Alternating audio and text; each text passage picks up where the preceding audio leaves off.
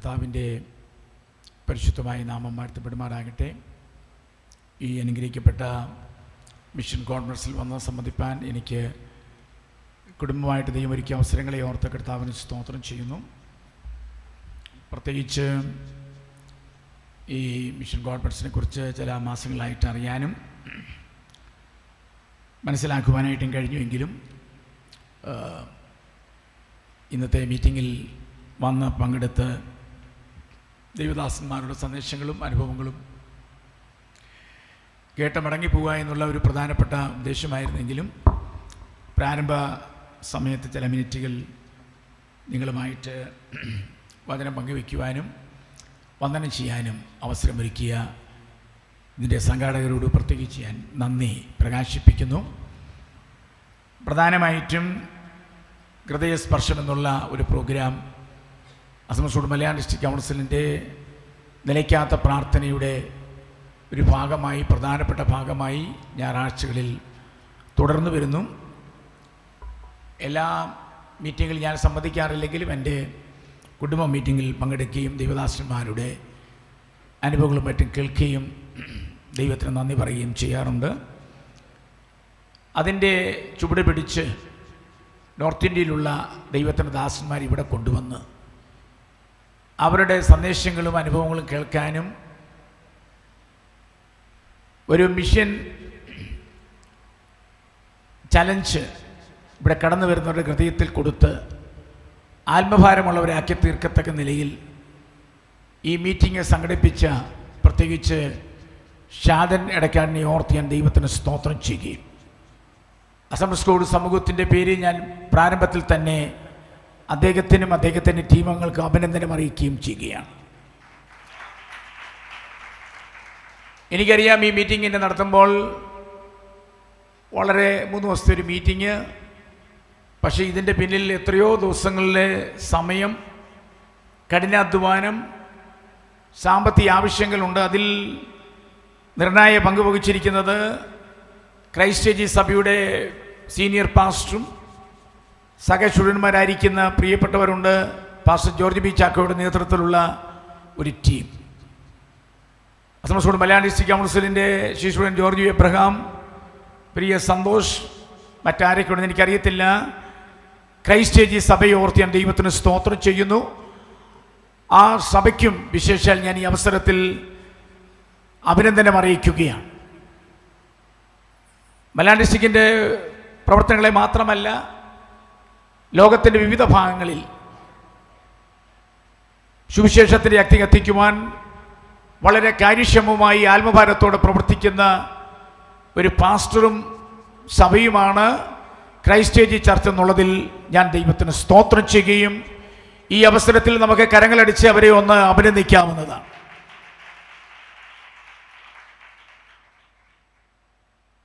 ഒരു ടീം വളരെ ആത്മഭാരത്തോടെ പ്രവർത്തിക്കുന്നവരെ കർത്താവ് ധാരാളമായിട്ട് അനുഗ്രഹിക്കട്ടെ. അതോടൊപ്പം തന്നെ ഇതിൻ്റെ ഈ സാമ്പത്തിക കാര്യങ്ങളിൽ ചെറുതും വലുതുമായി സംഭാവനകൾ ചെയ്തിട്ടുള്ള അനേക പ്രിയപ്പെട്ടവരുണ്ട്. എല്ലാവരുടെയും പേരുകൾ എനിക്കറിയത്തില്ല. എല്ലാവരെയും കർത്താവ് അനുഗ്രഹിക്കട്ടെ എന്ന് ഞാൻ പ്രത്യേകിച്ച് പ്രാർത്ഥിക്കുകയാണ്. കർത്താവദാസൻ ഇവിടെ മറ്റു പല ദൈവദാസന്മാരെല്ലാവരും വന്നിട്ടുണ്ട്. എല്ലാവരുടെയും പേരുകൾ ഞാൻ പറയുന്നില്ല. ഞങ്ങളുടെ മുൻനിരയിൽ ഞങ്ങളുടെ സമൂഹത്തിൻ്റെ മുൻ പ്രസിഡന്റ് പാസ്റ്റർ ഷാബു ജോൺ അവരുകൾ വന്നിട്ടുണ്ട്. ഇന്നെ മീറ്റിംഗ് ലീഡ് ചെയ്ത പ്രിയ സജിമത്തിനെ ഓർത്ത് ദൈവത്തിന് സ്തോത്രം ചെയ്യുന്നു. എല്ലാവരെയും ഒരിക്കൽ കൂടെ വന്ദനം ചെയ്യുകയാണ്. പ്രധാനമായിട്ടും നിങ്ങളെല്ലാവരും കാണാനും പരിചയപ്പെടുക എന്നുള്ളതാണ് എൻ്റെ ഒരു പ്രധാനപ്പെട്ട ദൗത്യം. ഞാനങ്ങനെ പ്രസംഗിക്കാനായിട്ടും ഒന്നും വന്നതല്ല, വളരെ രഹസ്യമായി വന്നു പോകാനുള്ളൊരു പ്ലാൻ ചെയ്തതാണെങ്കിലും 2 ദിവസം മുമ്പ് ഏതോ ഒരു മീറ്റിങ്ങിൽ വെച്ച് വരുന്നു എന്നുള്ള കാര്യം ഇങ്ങനെ കർത്താവ് ദാസൻ ഷാദൻ അറിയാനിടയായി. അസംസ്കൃത സമൂഹത്തിൽ ചങ്ങനാശ്ശേരി സെക്ഷൻ പ്രസിഡന്റ് എന്നുള്ള നിലകളിൽ സേവനമനുഷ്ഠിക്കുന്ന കാലയളവ് മുതൽ ഷാദൻ ജോണ് എൻ്റെ അടുത്ത സ്നേഹിതനും സുഹൃത്തും എൻ്റെ ശുശ്രൂഷയിൽ എല്ലാ തലങ്ങളിലും നിർണായ പങ്കുവഹിച്ചിട്ടുള്ള ഒരു വ്യക്തിയാണ്. അദ്ദേഹം അന്നത്തെ കാലത്ത് ഇവിടെ ഒരു ജോലിക്കാരനായി എഴുത്തുകാരനായിട്ട് ഒക്കെ നിലകൊള്ളുന്ന കാലം. എന്നാൽ ഒരു കാലഘട്ടത്തിൽ അദ്ദേഹം ജാർഖണ്ഡിലേക്ക് പോയി. അങ്ങനെ ജാർഖണ്ഡിൽ പോയി അവിടെ ഏകദേശം ഒരു 60 വേലകൾ സ്ഥാപിച്ചൊരു സമയമുണ്ട്. അങ്ങനെ ഞങ്ങൾ തമ്മിൽ സംസാരിച്ച് എനിക്ക് 2017 ജാർഖണ്ഡിൽ പോകാൻ അവസരം ഉണ്ടായി. അങ്ങനെ ഞാനാണ് ആദ്യമായിട്ട് അവിടെ ചെന്ന് 2-3 ദിവസത്തെ മീറ്റിങ്ങിൽ പങ്കെടുക്കാനും സന്തോഷത്തോടെ മടങ്ങി വരാനും അവസരങ്ങൾ നൽകി. ഇപ്പോൾ അദ്ദേഹം ഒരു സാധാരണ വിശ്വാസിയല്ല, മലയാളം ഡിസ്ട്രിക്ട് കൗൺസിലിൽ ഒരു പാസ്റ്ററാണ്. അസാധാരണമായ ശുശ്രൂഷ ചെയ്യുന്ന അനുഗ്രഹിതനായിരിക്കുന്ന ദൈവത്തിൻ്റെ ദാസൻ. സാധാരണ വിശ്വാസികളെ അസാധാരണമായ ശുശ്രൂഷയിലേക്ക് നയിക്കാൻ ഇന്നും ദൈവത്തിന് കഴിയുമെന്നുള്ളതിൻ്റെ ഉത്തമ ഉദാഹരണമാണ് ഷാജൻ ജോൺ അടയ്ക്കാണ്. അതുകൊണ്ട് ഇവിടെ വന്നിരിക്കുന്ന വിശ്വാസികളായി വന്നിരിക്കുന്ന സഹോദരിമാർക്കും സഹോദരന്മാരോട് ഞാൻ പറയുന്നത്, നിങ്ങളൊരു സാധാരണ വിശ്വാസിയാണെങ്കിലും ഈ തലമുറയിൽ ദൈവത്തിന് വേണ്ടി ഒരു അസാധാരണ വിശ്വാസിയായി ദൈവത്തിന് വേണ്ടി പ്രയോജനപ്പെടാൻ നിങ്ങളെ ഉപയോഗിക്കാൻ കഴിയുമെന്നുള്ളത് ഒരു പ്രധാനപ്പെട്ട കാര്യമാണ്. അപ്പം അതുകൊണ്ട് ഞങ്ങളെപ്പോലെയുള്ള കാര്യങ്ങൾ മാത്രമല്ല കർത്താവദാസൻ ഷാജോണും ചെയ്യുന്നതുകൊണ്ട് ഞാൻ വിശ്വസിക്കുന്നു ഇവിടെ വന്നിരിക്കുന്ന ചിലരിൽ ഈ മിഷൻ സ്പിരിറ്റ് ഒന്ന് കത്താനുള്ള ഒരു മീറ്റിംഗാണ്. ഇത് കഴിയുമ്പോഴത്തേക്ക് പുതിയ ചില മിഷണറിമാർ പുറത്തു വരട്ടെ എന്ന് ഞാൻ പ്രാർത്ഥിക്കുകയാണ്. അതുകൊണ്ട് അതായിരിക്കട്ടെ ഏറ്റവും പ്രധാനപ്പെട്ട കാര്യം. ഞാൻ 1-2 കാര്യങ്ങൾ അർപ്പിക്കുവാനായി താല്പര്യപ്പെടുകയാണ്. എൻ്റെ മനസ്സിലേക്ക് വന്ന ഒരു ചിന്ത 4-5 മിനിറ്റ് കൊണ്ട് പറയാനായിട്ട് താല്പര്യപ്പെടുകയാണ്. ഫിലിപ്പിയ ലേഖനം 1-ാം അധ്യായത്തിൻ്റെ 1-2 വാക്യങ്ങൾ വായിക്കുമ്പം, ഒന്ന് പരിചയമുള്ള വാക്യമാണെങ്കിലും നമുക്ക് ക്രിസ്തുയേശുവിൽ ദാസന്മാരായ പൗലോസും തിമോഥെയോസും ഫിലിപ്പിൽ ക്രിസ്തുയേശുവിലുള്ള സകല വിശുദ്ധന്മാർക്കും അധ്യക്ഷന്മാർക്കും ശുശ്രൂഷകന്മാർക്കും കൂടെ എഴുതുന്നത്. മതി. ഇന്ന് രാവിലെ നമ്മളൊരു നല്ല സന്ദേശം, വിളിച്ചിരിക്കുന്ന വേലയ്ക്കായി വേർതിരിപ്പിനെന്ന് പറയും. കർത്താവദാസൻ ബീഹാറിലെ അസിസ്റ്റന്റ് സൂപ്രണ്ട് ബാവുഡി പാസ് നമ്മോട് ഒരുമിച്ചുണ്ട്. കർത്താവദാസനെ ഓർത്ത് ദൈവത്തിന് സ്തോത്രം. അവിടെ രാവിലെ സമയം വിളിച്ചിരിക്കുന്ന വേലയ്ക്കായി വേറെ പരിശുദ്ധാത്മാവ് പറഞ്ഞു, ദൈവം ഏൽപ്പിച്ച വേല നന്നായി പൂർത്തീകരിച്ചു. അങ്ങനെ പൂർത്തീകരിക്കുന്നവർക്ക് ലഭിക്കുന്ന പ്രതിഫലത്തെക്കുറിച്ചും ദൈവത്തിൻ്റെ അനുഗ്രഹങ്ങളെക്കുറിച്ചും ഒക്കെ നാം ചുരുങ്ങിയ ചില നിമിഷങ്ങൾ കൊണ്ട് കേട്ടുകൊണ്ടിരിക്കുകയായിരുന്നു. ഏറ്റവും പ്രധാനപ്പെട്ട കാര്യം കർത്താവ് പറഞ്ഞു, നീ എനിക്ക് ചെയ്യുവാൻ തന്ന പ്രവൃത്തി ഞാൻ തികച്ചിരിക്കുന്നു. കർത്താവ് പറഞ്ഞ യോഹന്നാൻ 17-ാം അധ്യായം 4-ാമത്തെ വാക്യത്തില്ല, ഒരു വേല, ഒരു പ്രവൃത്തി ദൈവം നമ്മെ ഏൽപ്പിച്ചിട്ടുണ്ട്. അത് സംഘടന ഏൽപ്പിച്ചിരിക്കുന്ന വേലയല്ല, ദൈവം ഏൽപ്പിച്ചിരിക്കുന്ന വേലയാണ്. ദൈവം ഏൽപ്പിച്ചിരിക്കുന്ന വേലയാണ്. നിങ്ങളെ എല്ലാവരെയും ഒരു ദൗത്യം ദൈവം ഏൽപ്പിച്ചിട്ടുണ്ട്. പിതാവ് എനിക്ക് ചെയ്യുവാൻ തന്ന പ്രവൃത്തി ഞാൻ തികച്ചിരിക്കുന്നു. ഒരു പ്രെസ്ബിറ്ററോ ഡിസ്ട്രിക്റ്റോ ഏതെങ്കിലും ഒരു ഓർഗനൈസേഷനോ ഏൽപ്പിച്ചിരിക്കുന്ന വേലയല്ല, ദൈവം ഏൽപ്പിച്ച വേല. ഇവിടെ ആ വേദഭാഗം ചിന്തിക്കണം താല്പര്യമുണ്ടായി, ഞാൻ അവിടേക്ക് പോകുന്നില്ല. പൗലോസിനെയും ബർന്നബാസിനെയും വിളിച്ചിരിക്കുന്ന വേലയ്ക്കായിട്ട് എന്ന് പറഞ്ഞാൽ 13 വർഷമായിട്ട് നല്ല ജോലി ചെയ്തുകൊണ്ടിരിക്കുക. 13 വർഷമായിട്ട് പൗലോസും ബർന്നബാസും പ്രസംഗിച്ചു, കഷ്ടം സഹിച്ചു, എത്ര സുവിശേഷീകരണ പ്രവർത്തനങ്ങൾ നടത്തിയെങ്കിലും വിളിച്ചിരിക്കുന്ന വേലയെന്ന് പറയുന്നത് ചിലരെക്കുറിച്ച് ദൈവത്തിന് ചില പ്രത്യേക പ്ലാനുണ്ട്. അത് വെളിപ്പെട്ടു വരാൻ അല്പസമയമെടുക്കും. 13 വർഷമായപ്പോൾ അന്ത്യോക്യയിലെ ഉപവാസ പ്രാർത്ഥനയിൽ അസാധാരണമായ സമയത്ത്, അപ്രതീക്ഷിതമായ സമയത്ത് വിളിച്ചിരിക്കുന്ന വേലയ്ക്ക് വേണ്ടി പരിശുദ്ധാത്മാവ് വേർതിരിപ്പിച്ചതുകൊണ്ട് എന്ത് സംഭവിച്ചെന്ന് ചോദിച്ചാൽ, ആമേൻ, ദൈവം പറഞ്ഞിരിക്കുന്ന വാഗ്ദത്തങ്ങൾ സഭാ സംസ്ഥാപനം റോമിൽ വരെ പൂർത്തീകരിക്കുവാൻ പൗലോസിന്റെ മേൽ വന്ന നിയോഗം എന്ന് പറയുന്നത് ആ വിളിച്ചിരിക്കുന്ന വേലയാ. ഇന്ന് പകലിവിടെ വന്നിരിക്കുന്നവർ പറയുന്നു, പല വേലകൾ, പല ശുശ്രൂഷകൾ നമ്മൾ ചെയ്യുന്നുണ്ടെങ്കിലും ഓരോരുത്തരെ കുറിച്ച് ദൈവത്തിന് പ്രത്യേക പ്ലാനുണ്ട്. അതിന്റെ സമയത്ത് അത് വെളിപ്പെട്ടു വരിക തന്നെ ചെയ്യും. വിശ്വസിക്കുന്നവർ കരങ്ങൾ ഉയർത്തി കർത്താവിന് സ്തോത്രം ചെയ്യാം. ഇന്ന് പകലിൽ ഇവിടെ ചെറിയ ശുശ്രൂഷകൾ അസിസ്റ്റന്റ് ആയിട്ടോ സഹശുശ്രൂഷകന്മാരായിട്ടോ എന്താണെന്നറിയത്തില്ല, പല കാര്യങ്ങളായിരിക്കും ചെയ്യുന്നത്. പക്ഷെങ്കിൽ ആരും നമ്മളെ കൈക്ക് പിടിച്ച് ഉയർത്തിക്കൊണ്ട് വന്നില്ലെങ്കിലും ദൈവം വെച്ചിരിക്കുന്ന വേല ദൈവത്തിന്റെ സമയമാകുമ്പോൾ നിങ്ങളുടെ മേൽ വെളിപ്പെടാൻ പോകുകയാ. അതിന് നിയോഗങ്ങൾ ദൈവത്തിന്റെ ആത്മാവ് നിങ്ങളുടെ മേൽ അയക്കാൻ പോകുകയാണ്. വിശ്വസിക്കുന്നവർ കരങ്ങളെ തട്ടി കർത്താവിനെ ആരാധിച്ചാട്ടെ. ഇവിടെ ഞാൻ വായിച്ച തിരുവചന വേദഭാഗം ഫിലിപ്പിയിലെ സഭയിൽ ഒരു സാധാരണ ലേഖനങ്ങൾ ആരംഭവാക്യങ്ങൾ വായിക്കുന്നതിനൊക്കെ വ്യത്യസ്തം. ഇവിടെ 3 കാറ്റഗറിയിലുള്ള ആൾക്കാരാണ്. വിശുദ്ധന്മാരുണ്ട്, അധ്യക്ഷന്മാരുണ്ട്, ദാസന്മാരുണ്ട്, ശുശ്രൂഷകന്മാരുണ്ട്. സ്തോത്രം. ഫിലിപ്പിയിലെ സഭയിൽ നല്ല ആരോഗ്യമുള്ള സഭയാണ്. ചില സഭകളിലൊക്കെ ഒരു കമ്മിറ്റിക്ക് എടുക്കാൻ സഹോദരന്മാരെ പോലും കണ്ടെന്ന് വരത്തില്ല. പക്ഷെങ്കിൽ ഫിലിപ്പിയിലെ സഭയെ സംബന്ധിച്ചിടത്തോളം വായിച്ചു നോക്കിയ ഭയങ്കര സന്തോഷം. വിശ്വാസികൾ മാത്രമല്ല, നമ്മുടെ ഭാഷയിൽ പറഞ്ഞാൽ സൂപ്രണ്ടന്മാരുണ്ട്, ഓവർസിയേഴ്സ് ഉണ്ട്, പ്രസിഡന്റുമാരുണ്ട്, യുവ ശുശ്രൂഷകന്മാരുടെ ഒരു നീണ്ട നിര. അത്രയും വലിയ സഭയെന്ന് പറയും 100-1 പോലും കാണാൻ സാധ്യതയില്ല.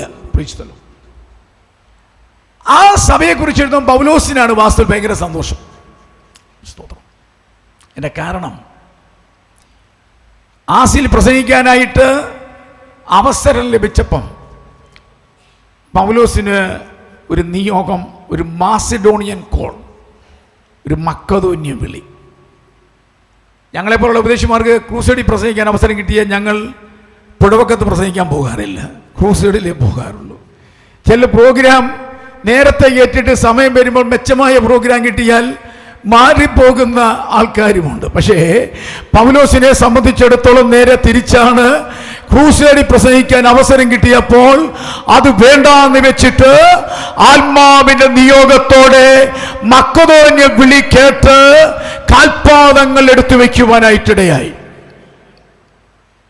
ആരോഗ്യമുള്ള സഭകൾ സ്ഥാപിക്കാൻ നോർത്ത് ഇന്ത്യയിൽ, കേരളത്തിൽ കഴിയണമെന്നുണ്ടെങ്കിൽ നമ്മുടെ ഡയറക്ടർ പ്രെസ്ബിറ്റർ അല്ല, ഡിസ്ട്രിക്ട് സൂപ്രണ്ട് അല്ല, ഡിസ്ട്രിക്ട് സെക്രട്ടറി അല്ല, പരിശുദ്ധാത്മാവായിരിക്കണം നമ്മുടെ ഡയറക്ടർ. കരങ്ങൾ ഉയർത്തി കർത്താവിനെ സ്തോത്രം ചെയ്താട്ടെ.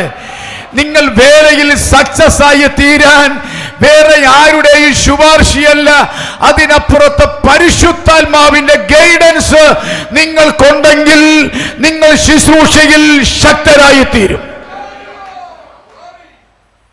അതുകൊണ്ട് മിഷൻ ഡയറക്ടർ ഞങ്ങളെപ്പോലെയുള്ള നേതാക്കന്മാരാരുമല്ല. മിഷൻ ഡയറക്ടർ പരിശുദ്ധാത്മാവായിരിക്കണം. എത്ര പേര് വിശ്വസിക്കുന്നുണ്ട്? നിങ്ങൾ ഇന്നത്തെ ഈ ശുശ്രൂഷയിൽ വന്നിട്ട് ഏതെങ്കിലും മിനിസ്ട്രിയിൽ സക്സസ് അല്ലെന്ന് നിങ്ങൾക്ക് തോന്നുന്നുണ്ടെങ്കിൽ, നിങ്ങളിപ്പോൾ ആയിരിക്കുന്ന സഭ നിങ്ങൾക്കൊരു നിരാശജനകമായ അനുഭവത്തിലേക്ക് നിങ്ങളെ കൊണ്ടെത്തിക്കുന്നെങ്കിൽ, ഒരു വിചിന്തനം നടത്തണം. നിങ്ങളിപ്പോൾ ആയിരിക്കുന്ന സ്ഥലത്ത് ആര് പറഞ്ഞിട്ടാണ് വന്നേക്കുന്നത്? ആരെങ്കിലും സപ്പോർട്ട് കിട്ടിയതുകൊണ്ട് വന്നതാണോ, അതോ വെറുതെ വന്നതാണോ, അതോ പരിശുദ്ധാത്മാവ് പറഞ്ഞിട്ടാണോ നിങ്ങൾ ചെന്നതെന്നുള്ള ഉറപ്പ് നിങ്ങൾക്കുണ്ടെങ്കിൽ കൃത്യമായും അവിടെ ചില അത്ഭുതങ്ങൾ നിങ്ങൾ കാണാൻ പോവുകയാണ്. ആ സ്ഥലത്ത് വിശ്വാസത്തോടെ വേല തുടങ്ങി. പുഴവക്കത്ത് പ്രസംഗിക്കാൻ പോയി. ഓപ്പൺ എയർ മീറ്റിംഗ് ആയിരുന്നു. ലുദിയായുടെ ഹൃദയം ദൈവം തുറന്നു.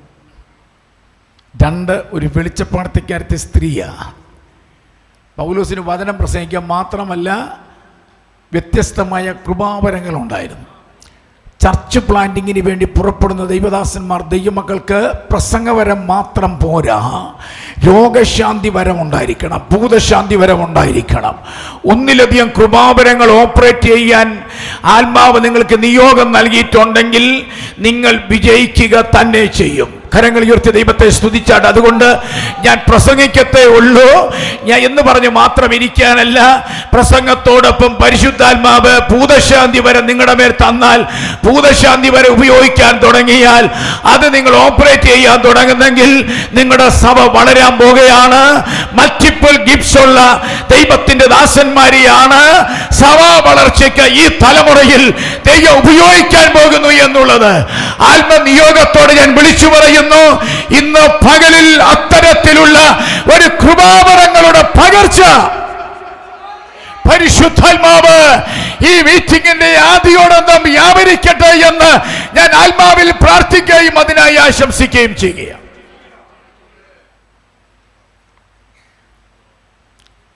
സ്തോത്രം. മൂന്ന് വേലയ്ക്കിറങ്ങുന്ന ദൈവദാസന്മാർക്ക് വെല്ലുവിളികളുണ്ട്. വെല്ലുവിളികൾ കാണുമ്പോൾ ഇട്ടേച്ച് പോകാൻ പറ്റില്ല. വെല്ലുവിളികളെ അതിജീവിക്കാനുള്ള കരുത്ത് വേണം. കാരാഗ്രഹമാണെന്ന് പറഞ്ഞ് ഇട്ടേച്ച് പോയാൽ പൗലോസ് എല്ലായിടത്തും ഇട്ടേച്ച് പോയേനെ. പക്ഷെ പൗലോസ് ഒരിടത്തും എന്ത് ചെയ്തിട്ടില്ല, ഇട്ടേച്ച് പോയിട്ടില്ല. ഞാനൊരു കാര്യം പറയാം. ജോർജ് ചാക്കോബാസ് മുമ്പേ പറഞ്ഞില്ലേ, ഒന്നാം മിഷണറി യാത്ര തുടക്കം കുറിക്കുമ്പം വഴിയിലൊരുത്തം വന്ന് അവിടെ നിൽക്കുക, ഒരു കള്ളപ്രവാചകൻ വന്ന് അല്ലേ ഒന്നാമത്തെ വഴി നിൽക്കുകയാ. നമ്മളാണെങ്കിൽ പറഞ്ഞേനെ ഈ തടസ്സമാ, പ്രാർത്ഥിച്ച് നിയോഗത്തോടെ ഇറങ്ങിയിട്ട് ഒരുത്തം വഴി നിൽക്കുക. എന്തിനാണെന്നറിയാമോ? നിന്റെ മിഷൻ ട്രിപ്പ് തടയാൻ, നിന്റെ ചർച്ച് പ്ലാന്റിംഗ് പദ്ധതി തടയാൻ ഒരുത്തം വഴി വന്ന് നിൽക്കുക. അങ്ങനെയാണെങ്കിൽ പൗലോസ് എന്തോ പറഞ്ഞെന്നറിയാം, പരിശുദ്ധാത്മ പൂർണ്ണനായിട്ട് അധികാരത്തോടെ സംസാരിച്ച് വാതിൽ വെട്ടി തുറന്ന് പൗലോസ് മുന്നോട്ട് കുതിക്കാനിടയായി. സ്തോത്രം. ഉപദേശിമാരെങ്ങും വിട്ടേച്ച് പോകരുത്, ധൈര്യത്തോടങ്ങ് നിന്നേച്ചാൽ മതി. അങ്ങനെയാണെങ്കിൽ നിങ്ങൾ മുൻപോട്ടെടുത്ത് വെച്ച സ്റ്റെപ്പ് മുന്നോട്ട് പോകാൻ തന്നെ ഇടയായിത്തീരും. അല്ലെങ്കിൽ പൗലോസ് അന്നേരം എന്നെ കൊണ്ട് പറ്റത്തില്ലെന്ന് പറഞ്ഞ് പോയിരുന്നെങ്കിൽ റോമിൽ ചെല്ലാൻ പറ്റത്തില്ലായിരുന്നു, തൻ്റെ മേലുള്ള വാഗ്ദത്തം നിറവേറാൻ പറ്റത്തില്ലായിരുന്നു, 3 മിഷണറി യാത്ര തുടരാൻ പറ്റത്തില്ലായിരുന്നു. പക്ഷേ പൗലോസ് സധൈര്യം മുന്നോട്ട് കുതിക്കാനിടയായി. ഒരു പ്രധാനപ്പെട്ട കാര്യം ഞാൻ പറയട്ടെ. പൗലോസിന് പിന്നത്തേതിൽ ഭയങ്കര സന്തോഷം. ഫിലിപ്പിയ സഭയിൽ ഇപ്പോഴാരൊക്കെ ഉണ്ടെന്നറിയാമോ? അടുത്ത ഒരു നേതാക്കന്മാരുണ്ട്. അതിന് ഒത്തിരി ശുശ്രൂഷകന്മാർ ആ സഭയ്ക്കകത്തുണ്ട്. വിശുദ്ധന്മാരുടെ വലിയ ഗണം ഫിലിപ്പിയ സഭയിലുണ്ട്. ഇന്ന് പകൽ നിങ്ങളുടെ സഭയിൽ ചെറിയ കൂട്ടമേ ഉള്ളെങ്കിലും ആത്മനിയോഗത്തോടെ നിങ്ങൾ പ്രവർത്തിക്കുന്നു എങ്കിൽ ഞാൻ വിശ്വസിക്കുന്നു ആരോഗ്യമുള്ള ഒരു സഭയെ വാർത്തെടുക്കുവാൻ, അനേക നേതാക്കന്മാരെ വാർത്തെടുക്കുവാൻ, അടുത്ത ശുശ്രൂഷകന്മാരെ വാർത്തെടുക്കുവാൻ കഴിയത്തക്ക നിലയിലുള്ള അനുഗ്രഹിക്കപ്പെട്ട സഭകളെ വാർത്തെടുക്കുവാൻ ഈ മീറ്റിംഗിൽ പങ്കെടുക്കുന്ന എല്ലാ ദൈവമക്കൾക്കും ദൈവം അവസരം നൽകട്ടെ എന്ന് ഓർപ്പിച്ചുകൊണ്ട് ഞാൻ എൻ്റെ വാക്കുകൾക്ക് വിരാമം കുറിക്കുന്നു. അവസരം ഒരുക്കിയ ദൈവദാസന്മാർക്ക് നന്ദി. കർത്താവ് നമ്മെ സഹായിക്കട്ടെ.